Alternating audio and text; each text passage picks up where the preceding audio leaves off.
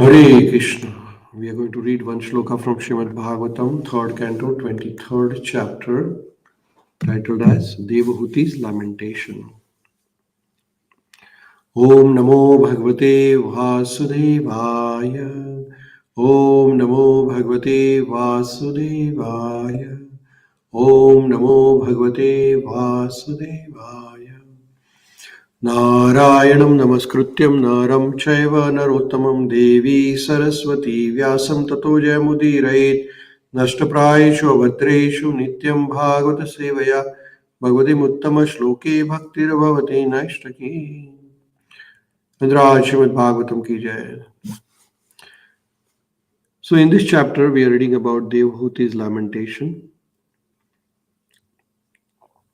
Kardama Muni is pleased with the service of Devahuti.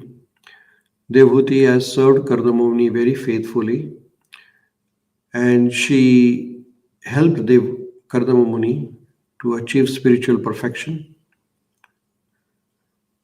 During her service to Kardama Muni, Devahuti did not care for her own bodily comforts, but she kept on serving Kardama Muni. So Kardama Muni was very happy, and he blessed Devahuti that whatever the spiritual enlightenment or blessings of Lord I have achieved, I distribute it to you, I give it to you.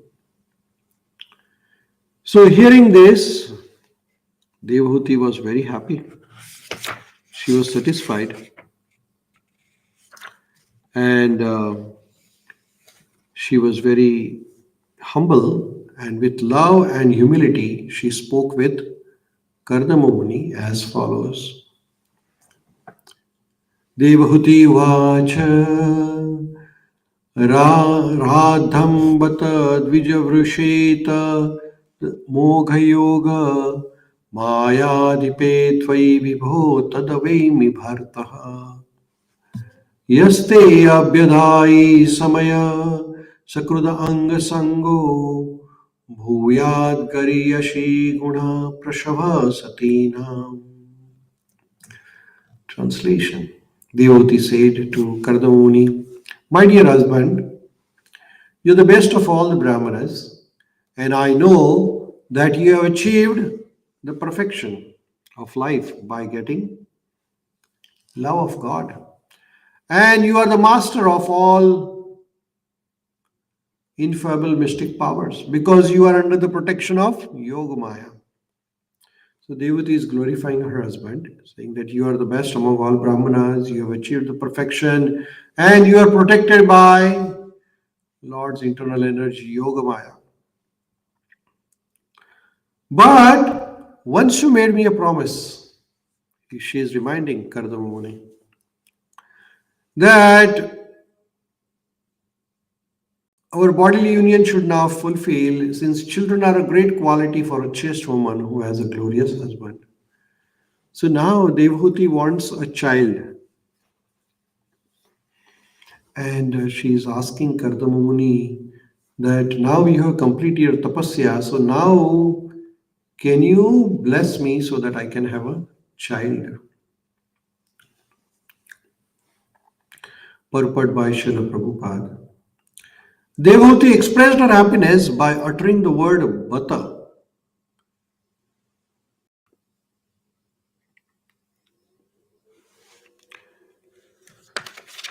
For she knew that her husband was in a highly elevated transcendental position and was under the shelter of Yogamaya. So Devahuti had idea about her husband. And her husband was no ordinary person actually, because her husband, one who was under the shelter of Lord Krishna, one who is a great devotee of Lord Krishna, and Kardama Muni was protected by Yogamaya. Now there are two types of Maya of Lord Krishna. Maya means energy of Krishna. One is Yogamaya, another is Mahamaya. Mahamaya is the one which is Durga. And Yogamaya is the Krishna's internal potency, which is Radharani. So devotees are under the control of Yogamaya, while the non-devotees are under the control of Mahamaya. And this is mentioned in Bhagavad Gita. Bhagavad Gita mentions, those who are great souls, Mahatmas, are not under control of material energy. This is a shloka from Bhagavad Gita. Says, Mahatmanastu mam partha daivihi mai yogamaya. So Mahatmas, or great devotees, they are under the control of Yogamaya, not under the Mahamaya. The Supreme Lord has two energies, material and spiritual. Here is the same. Material energy is Mahamaya and spiritual energy is Yogamaya. The living entities are margin energy, and we as a living entity, we are in between. We are on the verge. We can either go towards Yogamaya or we can go to the Mahamaya. As the material energy, a person may be under the control of material energy or the spiritual energy, which is Yogamaya. So as a marginal, we are right in the middle. So we are either under the control of Krishna's internal energy, which is Yogamaya, which is Radharani, or we might be under the control of external energy, which is Yoga, Mahamaya. Kardamuni was a great soul and therefore he was under the control of Yogamaya, spiritual energy, which means that he was directly connected with Supreme Lord. So when you are connected with Krishna's internal energy, which is Radharani, then you are directly connected with Krishna himself. The symptoms of his Krishna consciousness is constant engagement in devotional service. When you are engaged in service of Yogamaya, then you are constantly serving Krishna. How? You can serve by constant remembrance, constant chanting the name, constant reading about Lord's name.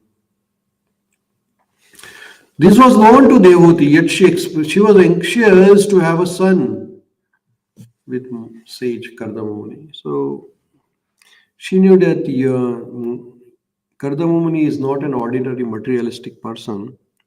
So she reminded him that now you have completed a tapasya, so can you please give me a child?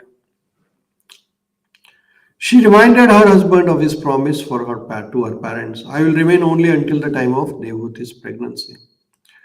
So Kardamamuni had promised Maharaj, Swayambhuva Manu and Satrupa that he will be with Devahuti until a son is born. As soon as the son is born, then he will depart to forest.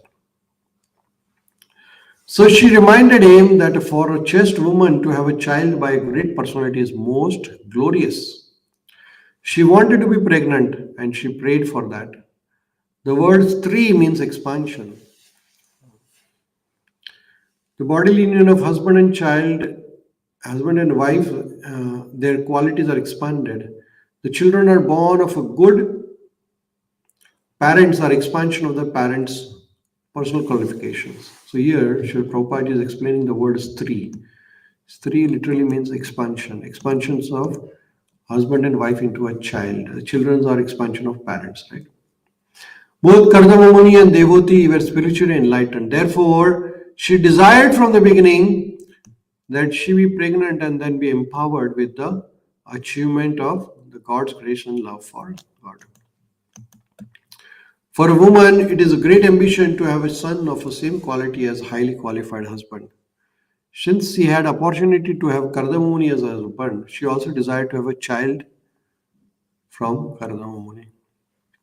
So to have great children is a fortune for the parents, especially for the mother. So Devahuti wanted a son, and she knew that the son which will be born with Kardamamuni will not be an ordinary person, because Kardamamuni is a highly elevated sage. So she wanted to serve a child who is born from Kardamamuni, who is a great devotee of Lord. So in this way, she is requesting Kardamamuni to give her a child. So we will pause here and we'll continue our study of Śrīmad-Bhāgavatam tomorrow. Rindraj Śrīmad-Bhāgavatam ki jai.